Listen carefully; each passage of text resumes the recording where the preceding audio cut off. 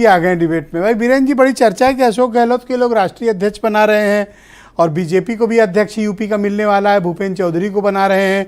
नरेश उत्तम पटेल भी सुना कि बदलने वाले हैं, कोई नया अध्यक्ष आएगा, कांग्रेस को नया प्रदेश अध्यक्ष मिलेगा। इन दिनों अध्यक्षों की बहार है। बिल्कुल, देखिए खास तौर से उत्तर प्रदेश में नेताओं के सामने प्रदेश अध्यक्ष का जो कंपटीशन है और कुर्सी है उसको लेकर लगातार हर पार्टी में कुछ न कुछ आ रहा है। लेकिन कांग्रेस का प्रदेश अध्यक्ष तो चुनाव के बाद से खाली है। जब ये मार्च में रिजल्ट आया था उसी समय इस्तीफा हो गया। उसके बाद से करीब 4-5 महीने हो गए, अभी तक कांग्रेस अपना अध्यक्ष नहीं खोज पाई। जो प्रदेश में अध्यक्ष नहीं दे पाई वो देश में अध्यक्ष देने की बात कर रही है। यह भी अपने आप में एक विचित्रता है। दूसरा ये कि कांग्रेस सियासत के एक बुरे दौर से गुजर रही है और उसका उत्थान बिना उत्तर प्रदेश के नहीं हो सकता। अगल बगल के राज्य में आप चाहे जितनी सरकार बना लीजिए, लेकिन जब तक उत्तर प्रदेश की जनता का समर्थन नहीं मिलेगा कांग्रेस को, वो देश में केंद्र में कभी सत्ता में नहीं आ पाएगी। तो उत्तर प्रदेश उनके लिए बड़ा मायने रखता है। एक बात ये जरूर है कि बीजेपी के उलाहने से कांग्रेस इतना तंग हो गई कि परिवारवाद, वंशवाद, गांधी परिवार, उसने सोचा कि चलो कोई और लाया जाए पार्टी में। और ये प्रयोग पहले भी हुआ है कांग्रेस में। लेकिन आप देखिए कि अशोक गहलोत जिस राज्य में मुख्यमंत्री हैं वहाँ 25 की 25 लोकसभा सीट बीजेपी के पास है। मुख्य सरकार कांग्रेस की है और लोकसभा पर सब पे कब्जा बीजेपी का है। तो जो अपने राज्य में एक सीट नहीं जीता पाए लोकसभा की, वो देश में कितना चमत्कार करेंगे। 70-75 साल के आदमी से आप कितना उम्मीद करते हैं? वो हो सकता है नाम भूल जाए लोगों के। तो सियासत में अगर खाली आप चेहरा बदलने के लिए ये काम कर रहे हैं, पार्टी का उत्थान हो ना हो, कार्यकर्ता जोश आए ना आए। लेकिन कांग्रेस में एक चीज बहुत अच्छी है कि कांग्रेस के बुजुर्ग नेता शादी ब्याह के मामले में जवानों को भी पीछे छोड़ देते हैं।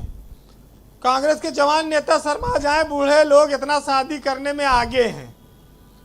तो ये कांग्रेस के वो नेता यूपी बीजेपी में बहुत सारे नेता आए चले गए, बुजुर्ग मोतीलाल वोरा से लेके दिग्विजय सिंह, अशोक गहलोत, तमाम सारे लोग। लेकिन जिस बीजेपी ने परिवारवाद को हथियार बनाकर 2014 में सत्ता हासिल की, उसको जनता ने स्वीकार किया। जनता की नज़र में पहलवान का बेटा ही पहलवान हो, ये नहीं होना चाहिए। तो ये जब गांधी परिवार से अध्यक्ष चुनना है, उसको बीजेपी ने भुनाया और जनता ने उसको वोट दिया।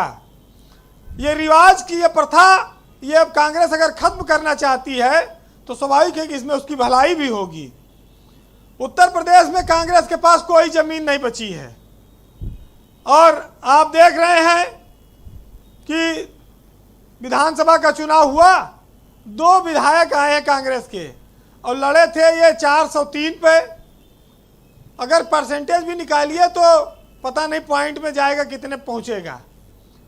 आज लोकसभा का चुनाव होने वाला है, वक्त आ रहा है, लेकिन कांग्रेस के पास कोई चेहरा नहीं, कोई नेता नहीं है। जब वो अध्यक्ष नहीं बना पा रही, प्रत्याशी कहाँ से लाएगी?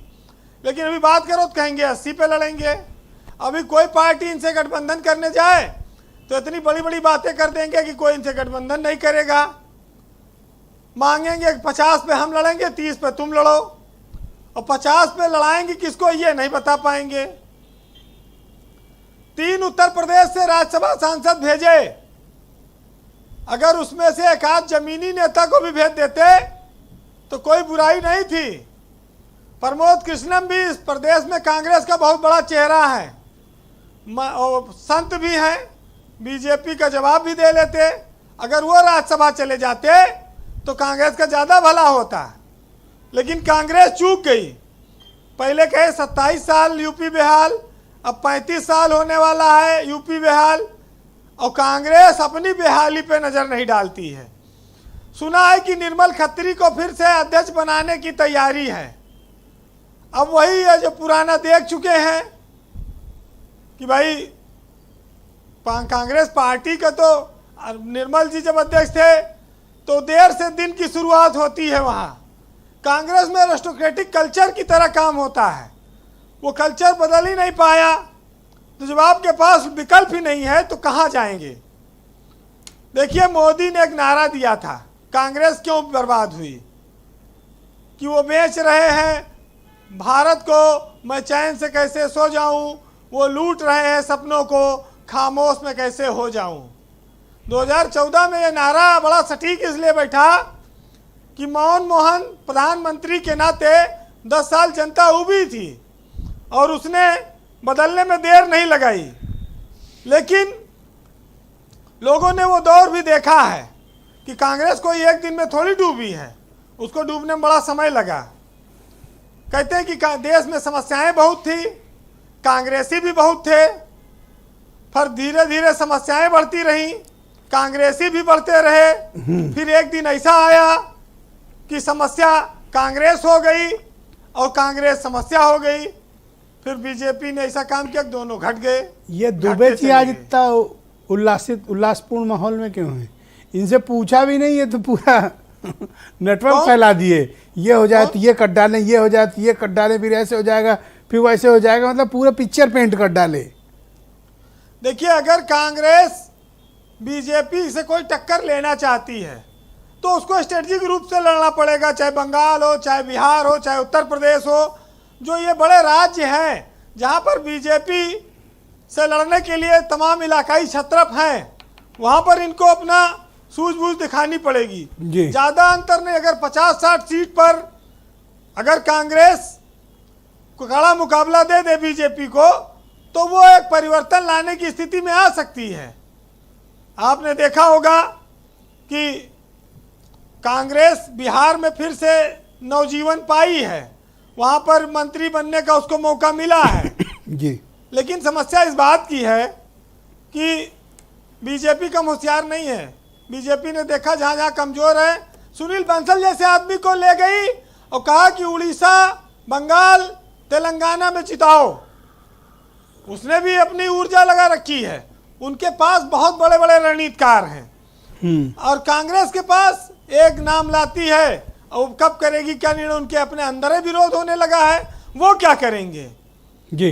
कुल मिलाकर ब्रजेश जी ये है कि इस देश में अशोक गहलोत चाहे बीजेपी के कांग्रेस के राष्ट्रीय अध्यक्ष बन जाएं या कोई और नेता बन जाएं, अभी जो कांग्रेस के पास वोट है वो प्रियंका, राहुल, सोनिया के नाम पर ही है।